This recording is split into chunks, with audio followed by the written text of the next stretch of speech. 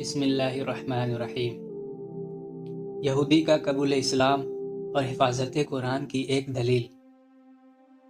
امام قرطبی رحمۃ اللہ علیہ نے ایک واقعہ امیر المومنین مامون کے دربار کا نقل کیا ہے کہ مامون کی عادت تھی کہ کبھی کبھی اس کے دربار میں علمی مسائل پر بحث و مباحثے اور مذاکرے ہوا کرتے تھے، جس میں ہر اہل علم کو آنے کی اجازت تھی۔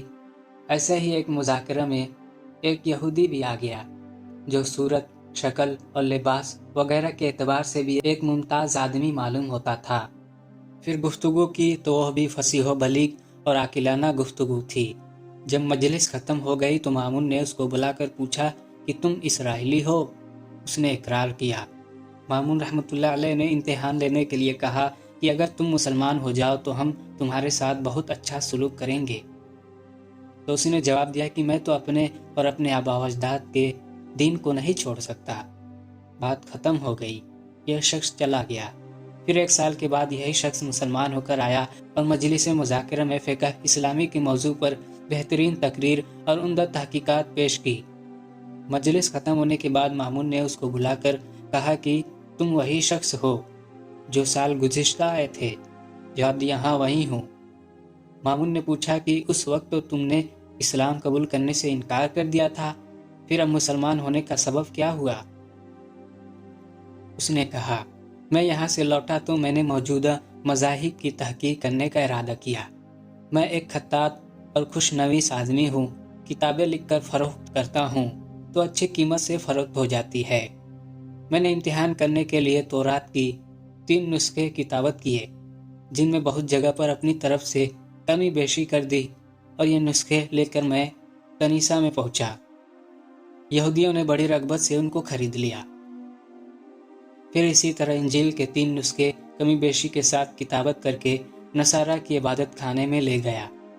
وہاں بھی عیسائیوں نے بڑی قدر و منزلت کے ساتھ یہ نسخے مجھ سے خرید لیے۔